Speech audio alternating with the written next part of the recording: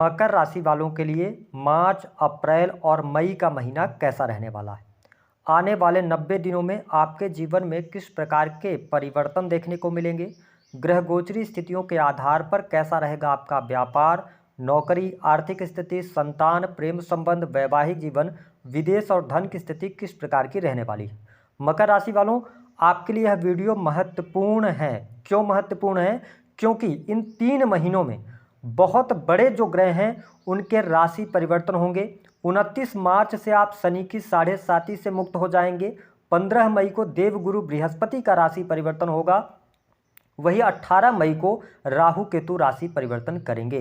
तो इन ग्रहों के राशि परिवर्तन का क्या इम्पैक्ट होने वाला है, कौन सी ऐसी चीज़ें हैं जो 100% अब आपकी बनने जा रही हैं, विस्तार से इस वीडियो में हम चर्चा करेंगे। और एक ऐसा रामबाण उपाय हम आपको बताएंगे जो अगर आप उस उपाय को, जो मैं टाइम बता रहा हूं, अगर इस टाइम फ्रेम के दौरान करेंगे तो चमत्कारिक तौर पे आपको लाभ मिलेगा। इस वीडियो को आप पूरा देखिएगा। अगर आपके पास समय ना हो तो आप इस वीडियो को अभी स्किप कर दें, लेकिन जब भी देखिएगा एक एक शब्द पर ध्यान देंगे तो आपको अपनी कुंडली दिखाने की आवश्यकता नहीं होगी। आने वाले 3 महीनों की आप प्लानिंग प्रॉपर ढंग से कर सकते हैं। तो चलिए वीडियो की शुरुआत करते हैं। उससे पहले यदि आपने चैनल को सब्सक्राइब नहीं किया है तो चैनल को सब्सक्राइब जरूर कर लीजिएगा, और वीडियो पसंद आए तो लोगों के साथ में लाइक भी कीजिएगा और शेयर भी कीजिएगा।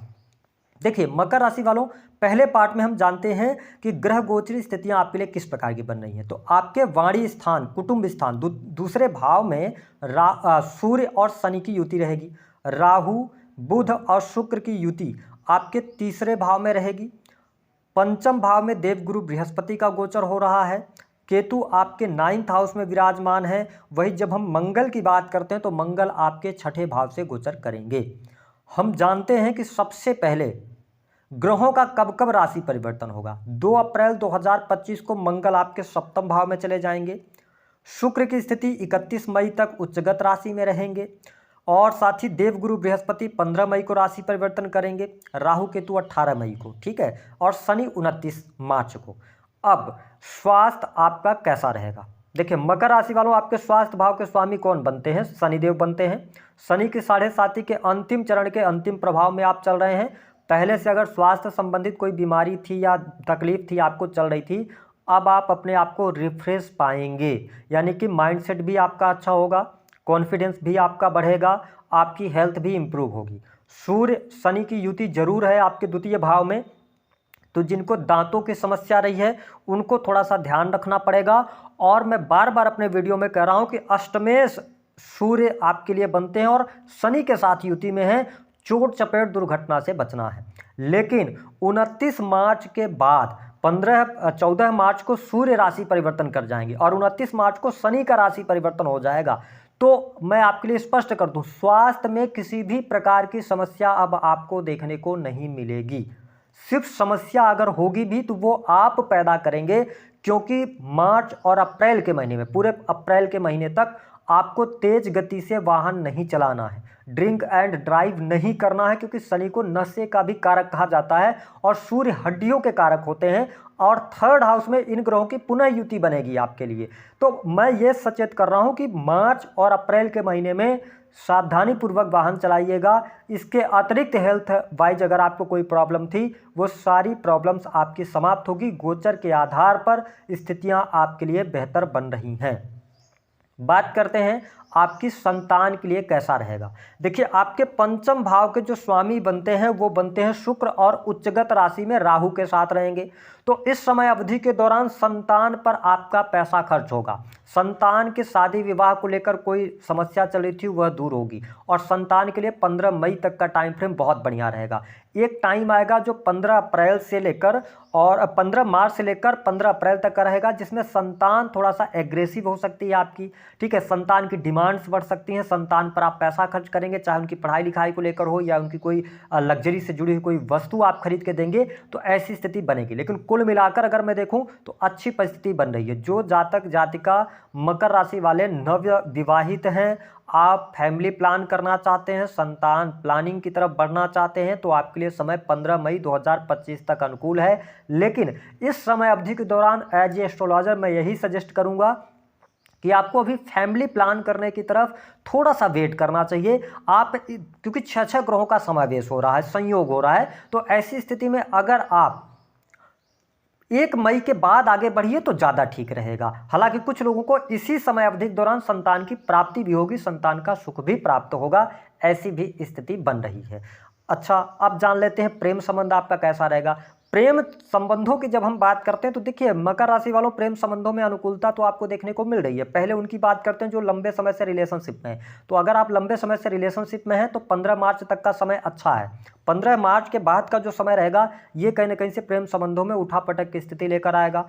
आप दोनों के बीच में मिसअंडरस्टैंडिंग ज़्यादा क्रिएट होंगी, बिना किसी बात के लड़ाई झगड़े वाद विवाद की स्थिति बन सकती है, और ये लगातार आपको देखने को मिलेगा अप्रैल लास्ट तक। और इसी समय अवधि के दौरान ब्रेकअप भी होगा कुछ लोगों का, लेकिन मई से आपका प्रेम संबंध अच्छा हो जाएगा। मई के महीने से प्रेम संबंधों में अनुकूलता मिलेगी। अगर आप प्रेम विवाह की तरफ आगे बढ़ना चाह रहे हैं, संभावनाएं बहुत कम दिखाई देती हैं। अगर आपकी पत्रिका में बहुत तगड़े योग चल रहे होंगे तभी हो सकता है, अन्यथा अभी विवाह का योग आपके लिए नहीं बन रहा है मकर राशि वालों। हाँ, एक चीज ये देखने को मिल रही है कि आपके प्रथम भाव पर देवगुरु बृहस्पति की दृष्टि है, तो कहीं ना कहीं से व्यक्तिगत जीवन आपका अच्छा है। आपकी सोच समझ बढ़ेगी, आपकी नॉलेज बढ़ेगी, ठीक है। आप डिसीजंस जो लेने वाले हैं बहुत सही डिसीजंस लेंगे। अगर कार्य क्षेत्र की बात करूं, निजी जीवन की बात करूं, हर एक क्षेत्र में आप अच्छा करने वाले हैं।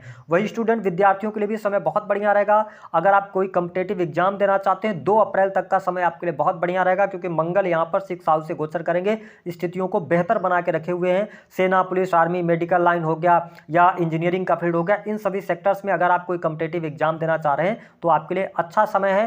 साथ ही शिक्षा का फील्ड हो गया, और इसके अतिरिक्त अगर देखा जाए तो किसी भी प्रकार के ऐसे कार्यक्षेत्र जो कि मशीनरी से जुड़े हुए हैं, ठीक है, इनमें भी आपको लाभ देखने को अवश्य मिलेगा। तो ये पॉजिटिव साइन आपके लिए रहेगी। वही हम बिजनेस व्यापार की बात करते हैं, तो बिजनेस व्यापार के लिहाज से मार्च का महीना उठापटक आपके जीवन में लेकर आने वाला है, लेकिन अप्रैल से आपकी लाइफ में स्मूथनेस आ जाएगी, यानी कि आप अच्छे तरीके से आगे बढ़ेंगे। अगर आप बिजनेस कर रहे हैं, बिजनेस में ग्रोथ नहीं मिल रही थी, काम कारोबार को आप चेंज करना चाह रहे थे, तो इन सभी चीज़ों से आपको बचना चाहिए। अब आपके बिजनेस व्यापार में भी सफलता प्राप्त होगी। हालांकि सप्तम भाव के जो स्वामी हैं वो चंद्रदेव बनते हैं, और सप्तम भाव पर किसी शुभ ग्रह की दृष्टि नहीं है, जबकि राहु की दृष्टि है, तो उठापटक की स्थिति थोड़ी बहुत रहेगी। लेकिन जो पिछला समय आपने देखा है उस समय आप बाहर निकलेंगे, पॉजिटिविटी के साथ में आगे बढ़ेंगे, और मई आते आते आपका बिजनेस सेटअप होना शुरू हो जाएगा। अगर बिजनेस में नुकसान भी हो रहा था तो उसमें भी फायदा होगा। लेकिन इस समय अवधि के दौरान 2 चीज़ों से आपको बचना है। पहली बात कि आकस्मिक तौर पर बिजनेस में बहुत बड़ा निवेश नहीं कीजिएगा, कि आपकी शनि की 7.5 उतर रही है तो आप अप्रैल में जाके निवेश कर देना, अभी आपको बचना है। थोड़ा सा ग्रहों का ट्रांजिट हो जाने दीजिए। 18 मई तक पेशेंस रखिए। 7.5 साल आपने बहुत सारे नेगेटिविटी का भी सामना किया, बहुत सारे लोगों को फायदा भी हुआ है, बहुत सारे लोगों ने जीवन में अचीवमेंट भी प्राप्त करी है। लेकिन अगर आपके जीवन में लगातार कष्ट रहा है तो 18 मई तक वेट कीजिए।